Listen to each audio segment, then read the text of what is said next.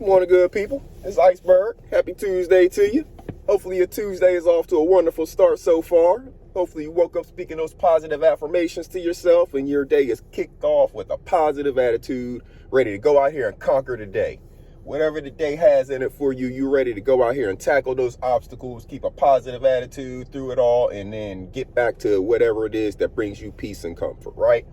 Hopefully that is what you have planned in your day to day, and I know that your day is going to go off just like that. Why? Because your attitude and your actions are going to be the thing to make it stay that way. That's right. We got control over our lives. We got control over our attitude, and we really can control how our day goes and how it impacts our lives.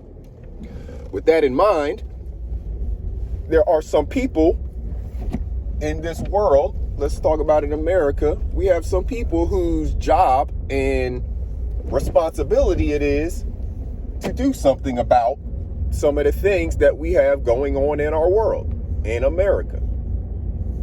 And who I'm talking about here are the politicians and the media.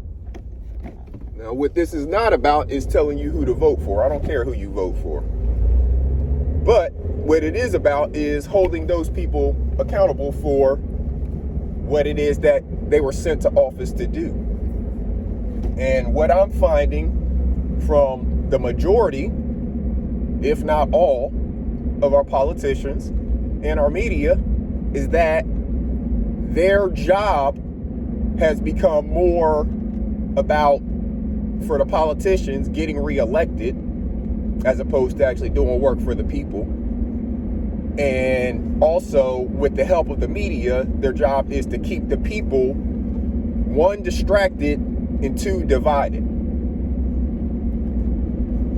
Whenever it's political stuff on TV, whether it's an ad, campaign ad, or just a politician talking to a media member or whatever the case may be, they like to bring up issues that are, for whatever reason, hot topic issues in America, even though they're not the actual issue at hand. So, for example, just yesterday morning, during my live stream, I spoke about the Crumley kid and how his parents are being charged in the homicides that he committed when he decided to go take the gun that they bought for him and shoot up a school. Well, no, I couldn't get through another day after making that video before there was another school shooting in America. Nashville, Tennessee yesterday. School gets shot up by a 28-year-old woman, they say. So, with that being the case, we have women, we have adult women, we have young boys, and older men. We got all different types of people doing all of these shootings. They shoot up schools, they shoot up concert festivals, they shoot up whatever the hell it is they want to shoot up.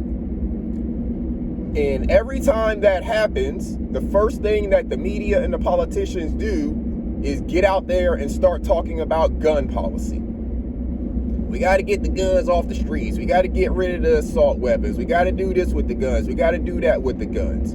All in a distraction because, number one, they're never going to do anything about guns.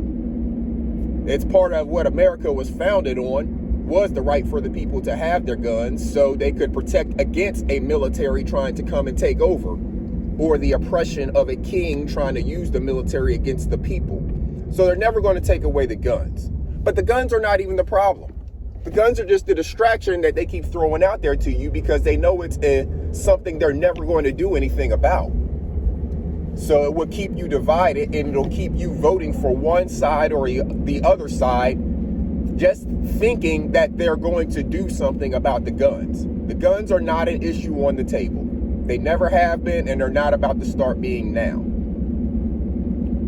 What is the problem? Why are 28-year-old women, teenage boys, older men, the whole different races, why are all of these people shooting up schools and concert festivals and all of that stuff?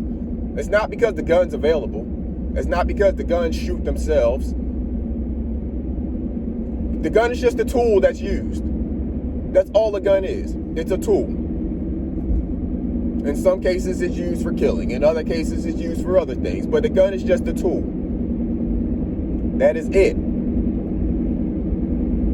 There are people who have done heinous crimes with knives.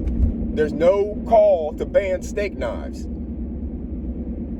Why? Because the gun and the knife is not the problem. The problem is the mental health epidemic that is happening in America and that continues to be ignored by everybody, politicians, media, and every damn person walking this earth except for the people talking about it.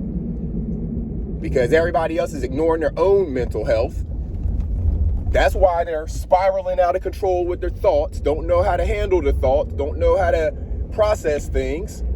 They have childhood trauma that never gets dealt with, never gets talked about. They never learn how to work through their thoughts so that things aren't so traumatizing anymore, but just something that happened, an experience that they've grown from and now are a stronger person and know how to maybe prevent that from happening to other people. No, we don't address it. We just let those people wallow out there, let their mental health continue to decline and pay no attention to it. Why is mental health not the damn top subject on every politician's lips, on every media member's lips? That's the problem in America. It ain't got nothing to do with guns. Every time a politician or media member gets out there talking to you about guns, you should probably stop listening because they're not talking about anything that's going to change. Tell them to start talking about mental health. When they address mental health, then you'll know why a 28-year-old woman decided to go shoot up a damn school and kill 9-year-olds and grandparents. The victims of that shooting yesterday were 3 9-year-olds and 3 people in their 60s. What the hell are any of them doing to hurt anybody in that moment, in a school? What threat are they? They don't have guns.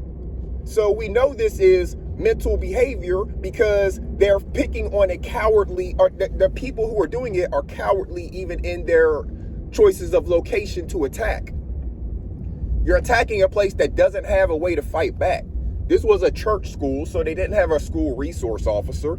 So the likelihood that there were any guns on that church campus during the middle of a Monday school day is likely slim to none. Other than maybe a parent, but they probably don't have it there because it's a school zone and you're not supposed to have the guns there. So with that being the case, the parents are abiding by the law.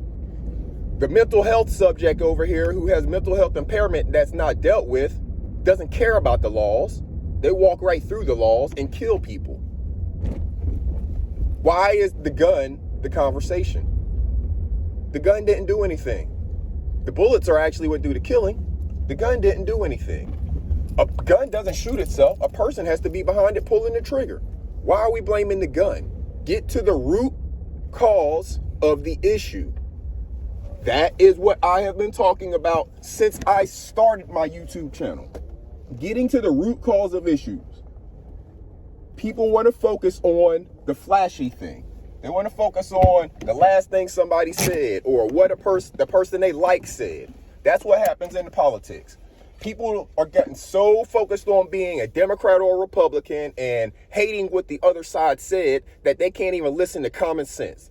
Do we need common sense gun reform policies around here? Yes, I believe so. Do people need to have background checks before they're able to go buy just any gun? Yes, I believe so. But again, the gun is not the problem. It's the mental health. We need to focus more on the mental health. We wouldn't even be talking about the guns if we actually talked about the mental health. Hell, in some of these Middle Eastern countries, you got people who are 9 years old carrying AK-47s, and they know how to properly use it. And I don't know that they're going out and shooting up schools. There's a mental health epidemic in America that gets ignored by everybody, the politicians, the media, and most of the people walking this planet, because those exact people are dealing with the mental health impairment themselves. They don't know it, and they don't know how to deal with it. So it just continues to get worse. But what do I know? I don't know anything. I'm just living in this world trying to make sense of why we keep on hearing the same discussion about the same topic. No change ever gets made and the same stuff keeps on happening. It's not the issue. Even when they had a ban on assault weapons, on selling of assault weapons, stuff still happened. The weapons are already out there. You're not taking them off the streets. Address the actual issue, which is people's mental health. Make sure you're taking care of your own mental health, good people. It's up to you to take care of your mental health. Yes, you can get assistance from people, but it is ultimately up to you to want to have the help, to want to nurture your mental health, and to want to do things to take care of your own mental health. So you have to put those things in your life, whether it's decompression time, whether it's painting, singing, dancing, whatever it is that lets you decompress and get some of these things off your mental. You must be responsible for implementing those things into your life. So make sure you're putting some time and space in your life for you, for the protection of your own brain, your own mental well-being, because why? This brain powers your entire body. Without this brain telling the rest of your body to do the stuff that it's doing, it's not going to do it. Your brain tells your heart to beat. Your brain tells everything to do what it's doing. So you have to take care of it. And in America, we don't put enough emphasis on that. And that's why we have a mental health epidemic in America. Make sure you're doing the things to take care of your mental health, good people. Make sure you're telling your children, teaching them how to take care of their mental health, because it starts as soon as they can comprehend. As soon as they can comprehend, it is up to you to take care of their mental health. It probably starts in the womb, tell you the truth. What you're eating as a host, you know, the mother, the host of that fetus in the womb, what you eat determines how their brain develops. So nurturing mental health is a lifelong process. We should never stop focusing on it, but unfortunately, we don't put much of any focus on it here. So I want y'all to make sure that you're taking the time to focus on your mental health.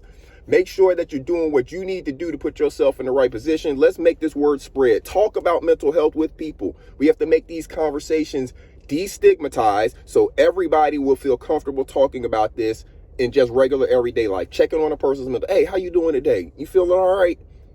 Everything good in your headspace? Whatever the case may be, that is the stuff that we have to make comfortable for people. So until next time, good people, this is Iceberg. I hope y'all have a wonderful day. Take advantage of some of the beautiful weather. If you got it in your area, make sure you're using the rain for gardening. If you got rain, whatever it is, you can do something with this weather.